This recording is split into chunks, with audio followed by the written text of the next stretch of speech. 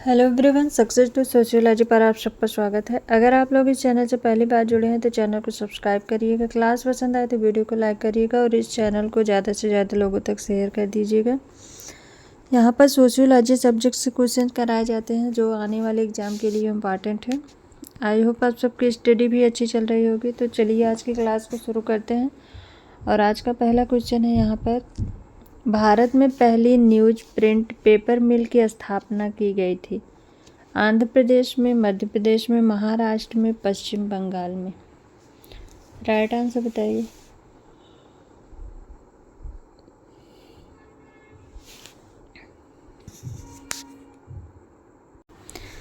Right answer क्या होगा? भारत में प्रथम न्यूज प्रिंट पेपर मिल की स्थापना 1955 में मध्य प्रदेश में की गई थी। ऑप्शन सेकंड राइट आंसर है। नेक्स्ट क्वेश्चन है, निम्नलिखित में से कौन सा अधिनियम दहेज प्रथा को प्रतिबंधित करने के लिए बनाया गया है?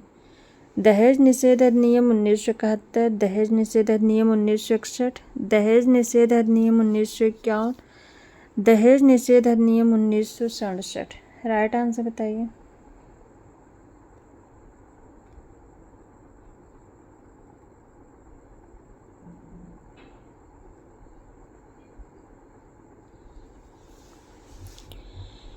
तो राइट आंसर होगा दहेज निषेध अधिनियम 1961। ऑप्शन सेकंड राइट आंसर है।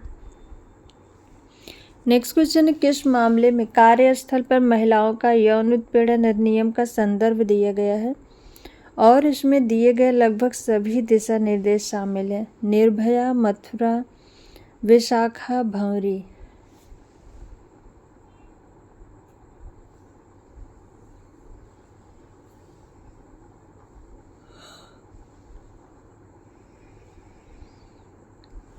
राइट आंसर होगा यहाँ पर ऑप्शन थर्ड, विशाखा मामला में।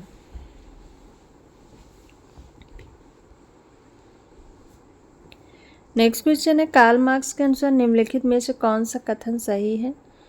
पूंजीवाद विभिन्न रूपों में धन है जिसका उपयोग श्रम के बिना आय उत्पन्न करने के लिए किया जा सकता है। सर्वहारा वर्ग के सदस्यों को क्योंकि उन्हें खाना पड़ता है, पूंजीपति वर्ग द्वारा उन पर लगाए गए शर्तों को स्वीकार करना पड़ता है। केवल एक सही है, केवल दो सही है, दोनों सही है, दोनों गलत है। राइट आंसर बताइए।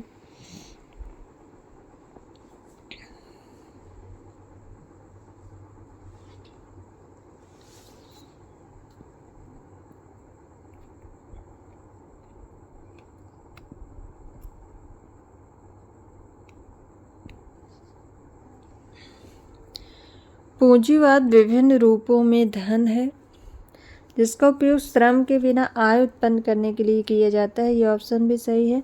सर्वहारा वर्ग के सदस्यों को क्योंकि उन्हें अपना जीवन निर्वाह करना पड़ता है तो इसीलिए पूंजी वर्ग द्वारा उन पर जो भी शर्तें लगाई जाती है उन्हें स्वीकार करना पड़ता है। ये भी सही है। ऑप्शन थर्ड यहाँ पर राइट आंसर होगा। दोनों ही सही है। नेक्स्ट क्वेश्चन है, निम्नलिखित में से कौन सा कथन सही है? तनाव सिद्धांत कहता है कि समाज सामाजिक रूप से स्वीकृत लक्ष्य को प्राप्त करने के लिए व्यक्तियों पर दबाव डालता है। सेकंड है, जब व्यक्ति तनावग्रस्त महसूस करते हैं तो उनके कार्य करने का तरीका अनुकूलन की 4 तरीकों के बीच होता है। केवल एक सही है, दो सही, दोनों सही, केवल 2 सही है, दोनों सही है, दोनों गलत है। राइट आंसर बताइए। तनाव सिद्धांत 1938 में रॉबर्ट के मर्टन के द्वारा दिया गया था।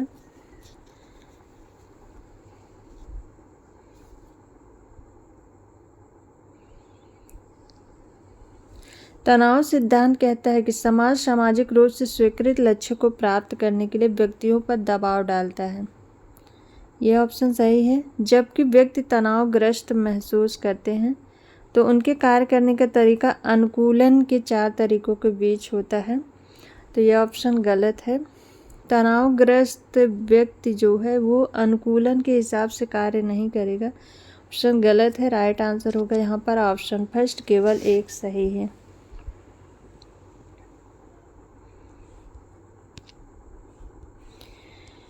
नेक्स्ट क्वेश्चन है, महात्मा गांधी के अनुसार निम्नलिखित में से कौन सा कथन सही है? उन्होंने शिक्षा के अपने दर्शन में शिक्षा के सभी 3 बुनियादी दर्शन प्रकृतिवाद, आदर्शवाद और व्यवहारिकता को संश्लेषित किया है। सेकंड है, साक्षरता न तो शिक्षा का अंत है और न ही शुरुआत। केवल एक सही है, केवल 2 सही है, दोनों सही है, दोनों गलत है। राइट आंसर बताइए।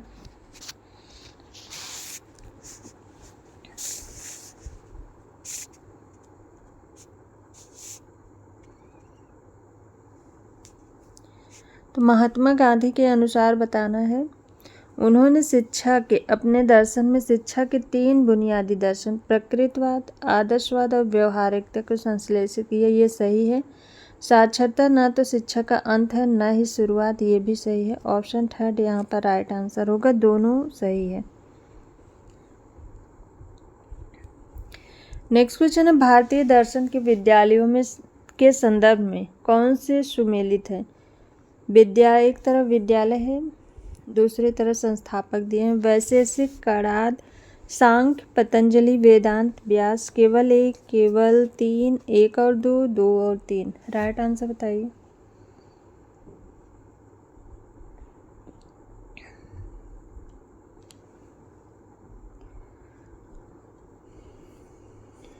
तो राइट आंसर होगा यहाँ पर ऑप्शन फर्स्ट, वैशेषिक, कणाद। केवल एक सुमेलित है। ऑप्शन फर्स्ट यहाँ पर राइट आंसर होगा।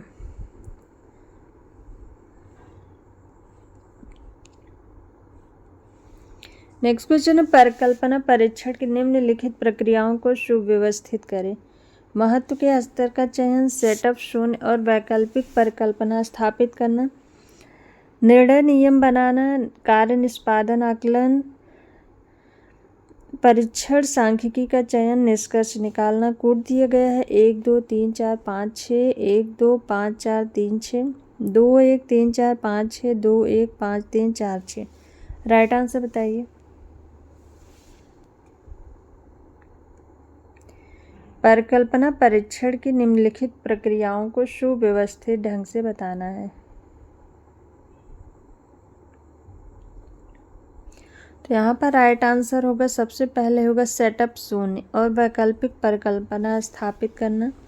उसके बाद महत्व के स्तर का चयन करना होगा, फिर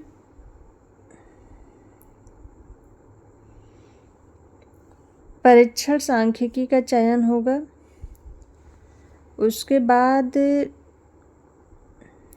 निर्णय नियम बनाना, फिर कार्य निष्पादन करना और निष्कर्ष निकालना। तो यहाँ पर राइट आंसर होगा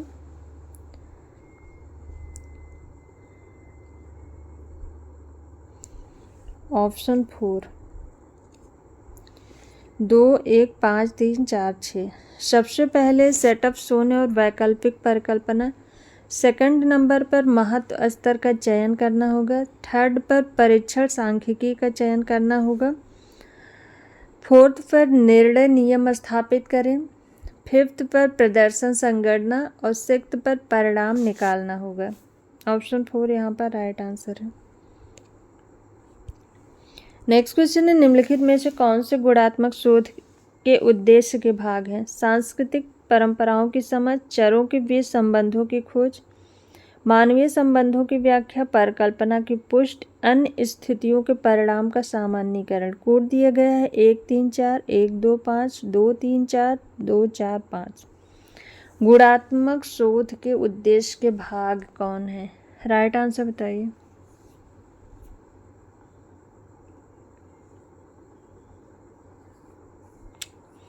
तो यहाँ पर राइट आंसर होगा चरों के बीच संबंधों की खोज, परिकल्पना की पुष्टि, अन्य स्थितियों के परिणाम का सामान्यीकरण। ऑप्शन 4 यहाँ पर राइट आंसर होगा 2 4 5।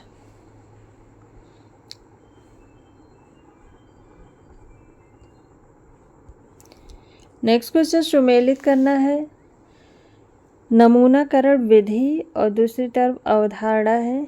यादृच्छिक नमूना, विचारपूर्वक नमूनाकरण, व्यवस्थित नमूनाकरण, बहुचरण नमूनाकरण।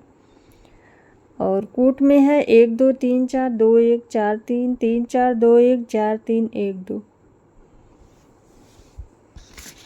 राइट आंसर बताइए। सुमेलित करना है, सुमेलित करके कोड देखकर राइट आंसर बताइए।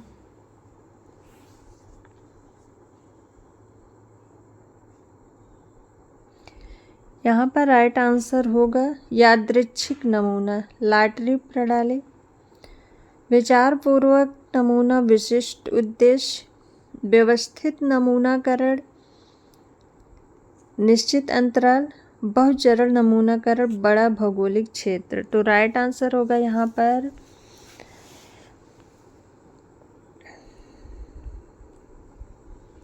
3 4 2 1। 3 4 2 1 ऑप्शन थर्ड यहाँ पर राइट आंसर होगा।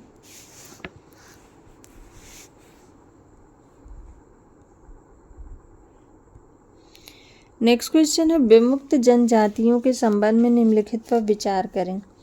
डीएनटी उन सभी समुदायों के लिए है जिन्हें 1871 और 1947 के बीच ब्रिटिश राज द्वारा लघु आपराधिक जनजात अधिनियम के तहत एक बार अनुसूचित किया गया था। सेकंड कथन है, डीएनटी के कल्याण के लिए जनजातीय मामलों के मंत्रालय द्वारा सीड योजना शुरू की गई थी।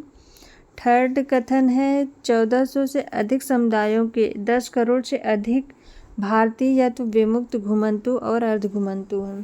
कोर्ट में है केवल 2, 1 और 2, 1 और 3, केवल 3। राइट आंसर बताइए कौन सा इसमें सही है। विमुक्त जनजातियों के संबंध में कौन सा सही है।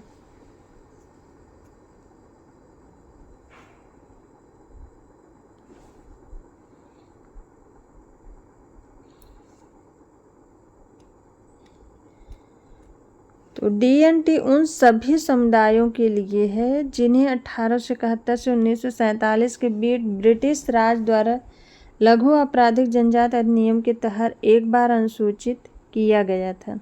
ये सही है। और 1400 से अधिक समुदायों के 10 करोड़ से अधिक आबादी अधिक भारतीय या तो विमुक्त घुमंतु या अर्धघुमंतु हैं।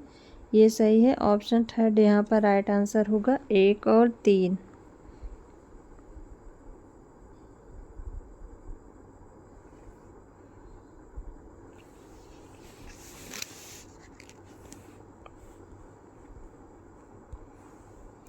नेक्स्ट क्वेश्चन है, भारत में भूमि उपयोग श्रेणियों के संबंध में निम्नलिखित कथनों पर विचार करें।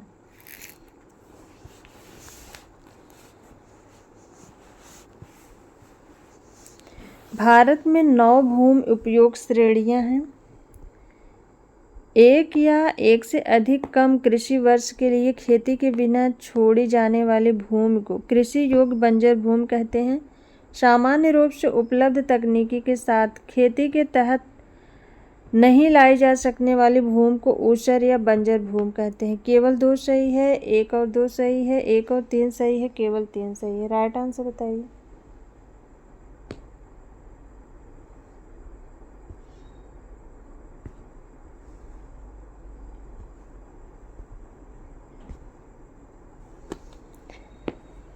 भारत में भूमि उपयोग श्रेणियों के संबंध में कौन सा कथन सही है।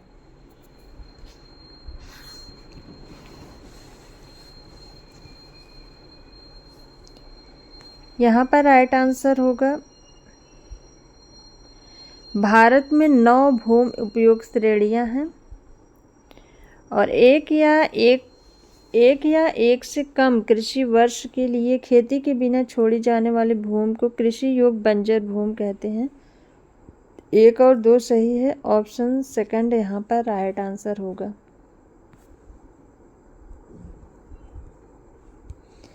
नेक्स्ट क्वेश्चन है, जमींदारों के संबंध में निम्नलिखित में से कौन सा कथन सही है। अनुपस्थित मालिक भूमि प्रबंधन या सुधार में बिल्कुल रुचि नहीं रखता है।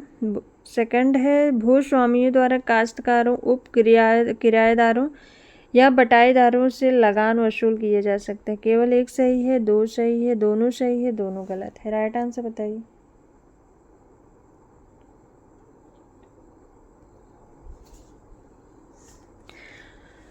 तो जमींदार या मालिक भूमि प्रबंधन सुधार में बिल्कुल रुचि नहीं रखता है। ये भी सही है। भूस्वामियों द्वारा काश्तकारों, उप किराएदारों, बटाईदारों से लगान वसूल किया जा सकता है। ये भी सही है, दोनों इसमें सही है। ऑप्शन सेकंड राइट आंसर है। जमींदार या मालिक के संबंध में कौन सा कथन सही है? तो दोनों कथन सही है।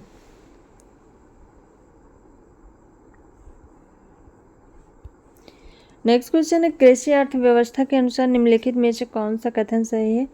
कृषक समुदाय एक ऐसा समुदाय है जहां सब कुछ समान रूप से वितरित होता है। सेकंड है, कृषि अर्थव्यवस्था में पारंपरिक लिंग भूमिकाएं प्रचलित हैं। केवल एक सही है, दो सही है, दोनों सही है, दोनों गलत है। राइट आंसर बताइए। कृषि अर्थव्यवस्था के अनुसार कौन सा कथन सही है?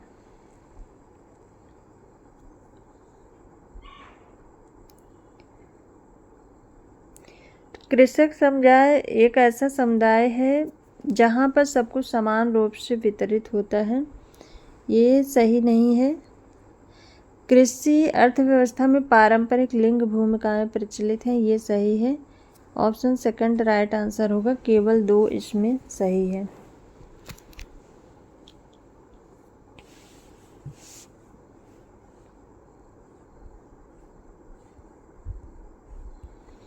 नेक्स्ट क्वेश्चन है, निम्नलिखित में से कौन सा शहरीकरण का प्रमुख कारण है? औद्योगिक क्रांति, प्रवासन, निजी क्षेत्र का विकास, परिवहन की उपलब्धता। केवल 3 और 4, केवल 1 और 2, केवल 2 और 3, के 1 2 3 4। राइट आंसर बताइए। शहरीकरण का प्रमुख कारण बताना है। तो औद्योगिक क्रांति, प्रवासन, निजी क्षेत्र का विकास, परिवहन की उपलब्धता, ये सभी हो जाएंगे। ऑप्शन 4 राइट आंसर है। नेक्स्ट क्वेश्चन है, गेटेड समुदायों के अनुसार निम्नलिखित में से कौन सा कथन सही है? गेटेड समुदायों को रिहायशी इलाकों के रूप में परिभाषित किया जा सकता है जहां कम या ज़्यादा समान भवन पैटर्न, पैदल चलने वालों, वाहनों के प्रवेश और निकास को नियंत्रित किया जाता है। ऊंची दीवारों से क्षेत्र के भौतिक रूप से घिरा होता है। सेकंड है, वे उच्च सुरक्षा और निगरानी प्रणाली की विशेषता बन गए हैं और प्रवेश बिंदु पर जांच की एक प्रणाली सुनिश्चित करके बाहरी दुनिया के साथ संपर्क कम कर दिया जाता है, जो कि अकेले घरों और अनियोजित आवासों में मौजूद नहीं है। केवल एक सही है, दो सही है, दोनों सही है, दोनों गलत है। राइट आंसर बताइए। गेटेड समुदायों के बारे में कौन सा सही है इसमें? राइट आंसर क्या होगा?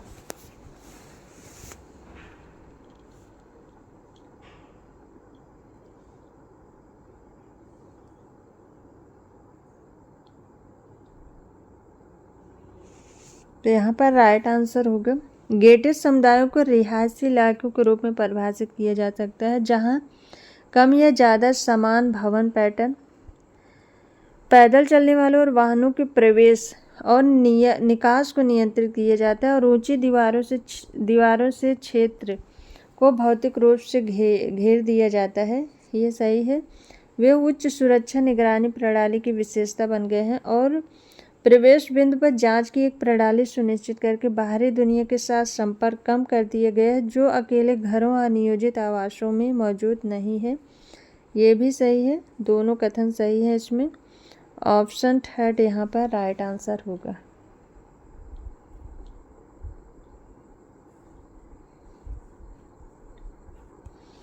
नेक्स्ट क्वेश्चन, भारत में असंगठित क्षेत्र की विशेषताओं पर विचार करें। छोटी और बिखरी हुई इकाइयाँ, ओवर टाइम के लिए कोई प्रावधान नहीं है, हालांकि नियोक्ता पर मुकदमा किया जा सकता है यदि वह गलत तरीके से अपने कर्मचारियों को निकालता है। केवल 1 और 2, 1 2 और 3, 1 और 3, 2 और 3। राइट आंसर बताइए।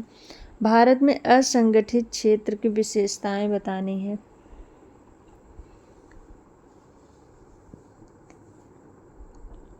तो यहाँ पर राइट आंसर होगा छोटी और बिखरी हुई इकाइयाँ।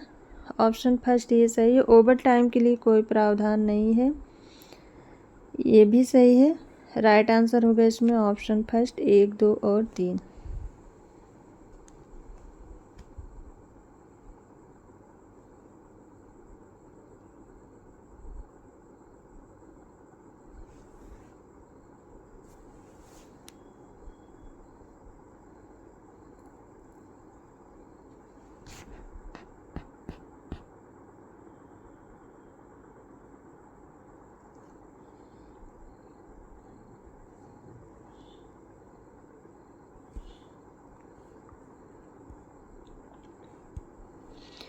नेक्स्ट क्वेश्चन है, लिंग के संबंध में कौन सा कथन सही है? लैंगिक भूमिकाओं को जैविक रूप से निर्धारित करने के बजाय सांस्कृतिक रूप से प्रभावित किया जाता है, क्योंकि इससे लोगों के लिंग के आधार पर कार्यों और संस्कृतियों को अलग करके समाज द्वारा विकसित किया गया है। लैंगिक सांस्कृतिक संकल्पना मानव गुणता की पूरी सीमाओं को पुरुषत्व और नारीत्व के दो प्रतिकूल क्षेत्रों और उनके प्रतिकूल व्यवहार में विभाजित करती है। केवल एक सही है, केवल दो सही है, दोनों सही है, दोनों गलत है। राइट आंसर बताइए। लिंग के संबंध में कौन सा कथन सही है?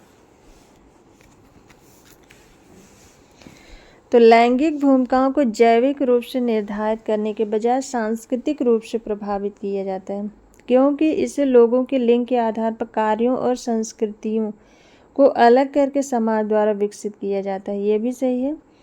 लैंगिक सांस्कृतिक संकल्पना मानव गुणता की पूरी सीमाओं को पुरुषत्व और नारीत्व के दो प्रतिकूल क्षेत्रों और उनके प्रतिकूल व्यवहार में विभाजित करती है।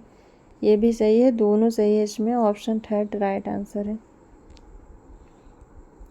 नेक्स्ट क्वेश्चन है, भारत के संदर्भ में निम्नलिखित कथनों पर विचार कीजिए। भारत में केवल एक ही नागरिकता और एक ही अधिवास है। जो व्यक्ति जन्म से नागरिक हो केवल वही राष्ट्राध्यक्ष बन सकता है। जिस विदेशी को एक बार नागरिकता दे दी गई है, किसी भी परिस्थिति में उसे इससे वंचित नहीं किया जा सकता है। केवल एक सही है, दो सही है, एक और तीन सही है, दो और तीन सही है। राइट आंसर बताइए। भारत के संदर्भ में निम्नलिखित कथनों पर विचार कीजिए। तो यहाँ पर राइट आंसर है, भारत में केवल एक ही नागरिकता और एक ही अधिवास है। ऑप्शन फर्स्ट ये सही है, केवल एक सही है। नेक्स्ट क्वेश्चन है, निम्नलिखित कथनों पर विचार कीजिए, कौन सा सही है? मंडल आयोग ने सरकारी नौकरियों में अन्य पिछड़ा वर्ग के लिए आरक्षण की सिफारिश की है। सेकंड है, इस आयोग को सामाजिक और शैक्षिक रूप से पिछड़ा वर्ग आयोग के रूप में भी जाना जाता है। केवल एक सही है, दो सही है, एक और दो, दोनों सही है, कोई नहीं सही है। राइट आंसर बताइए। तो मंडल आयोग में सरकारी नौकरियों में अन्य पिछड़ा वर्ग के लिए आरक्षण की सिफारिश है, ये सही है। इस आयोग को सामाजिक और शैक्षणिक रूप से पिछड़ा वर्ग आयोग के रूप में जाना जाता है, ये भी सही है। ऑप्शन थर्ड राइट आंसर होगा, एक और दो, दोनों सही है। नेक्स्ट क्वेश्चन है, निम्नलिखित में से कौन से लैंगिक भेदभाव के स्रोत और रूप हैं? घर के अंदर श्रम का विभाजन, नियुक्त पदोन्नत तैनाती, कानून और नियम। केवल तीन, एक, दो और तीन, केवल दो, दो और तीन। राइट आंसर बताइए। कौन से लैंगिक भेदभाव के स्रोत और रूप हैं? तो घर के अंदर श्रम विभाजन ये भी है, नियुक्त पदोन्नति तैनाती इसमें भी है, कानून और नियम। ऑप्शन सेकंड यहाँ पर राइट आंसर होगा, एक, दो और तीन।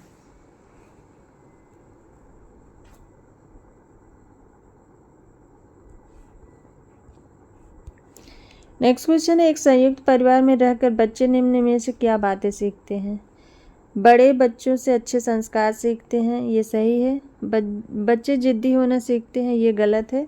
बच्चे चीज़ों को दूसरे के साथ साझा करना सीखते हैं, ये सही है। तो राइट आंसर होगा, एक और तीन सही है। ऑप्शन थर्ड राइट आंसर है।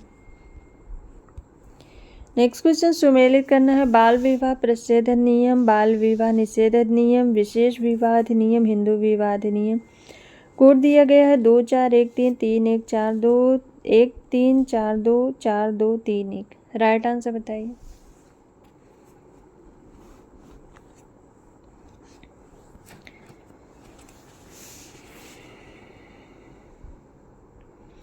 तो यहाँ पर राइट आंसर होगा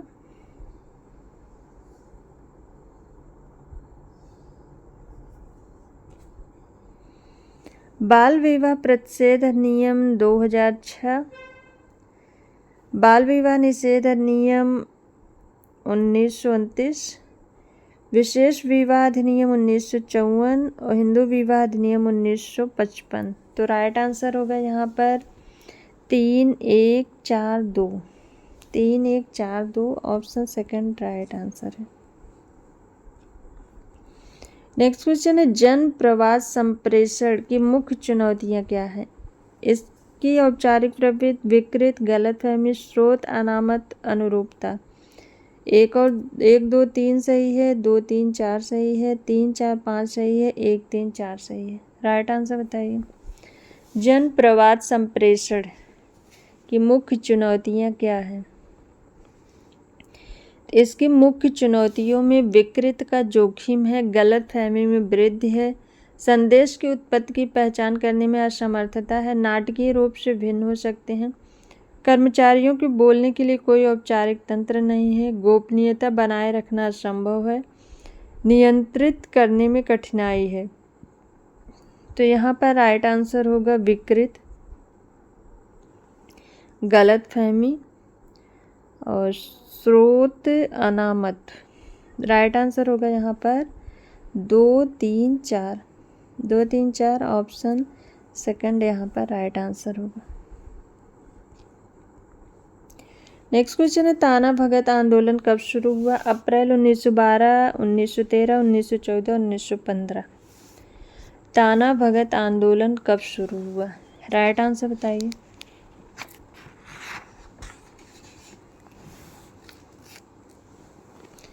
राइट आंसर होगा यहाँ पर अप्रैल 1914 में शुरू हुआ था और 1919 में समाप्त हुआ था। ऑप्शन थर्ड यहाँ पर राइट आंसर है। ये झारखंड राज्य से शुरू हुआ था। नेक्स्ट क्वेश्चन है पंचायती राज संस्थान किसके तहत अस्तित्व में आए? 42वें संशोधन अधिनियम, 86वें, 63वें, 73वें। राइट आंसर बताइए। पंचायती राज संस्थान किसके तहत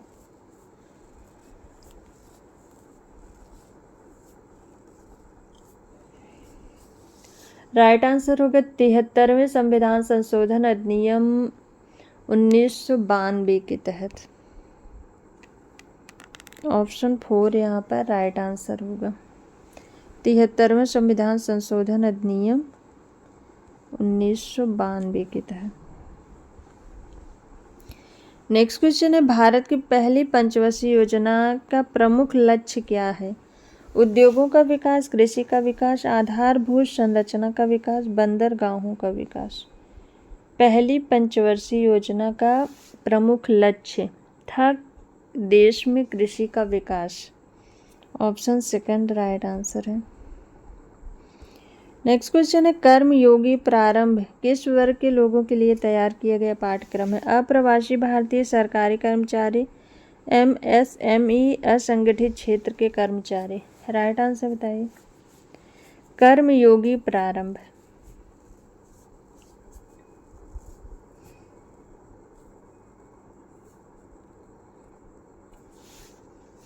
राइट आंसर होगा यहाँ पर ऑप्शन सेकंड सरकारी कर्मचारी। नेक्स्ट क्वेश्चन है मार्च 2023 में भारत ने कैप्टिव एम्प्लॉयमेंट पहल शुरू की थी। पहल निम्नलिखित में से किस वर्ग से संबंधित है? भारत के ग्रामीण युवा, भारत के शहरी युवा, प्रवासी भारतीय, विदेशी। राइट आंसर बताइए।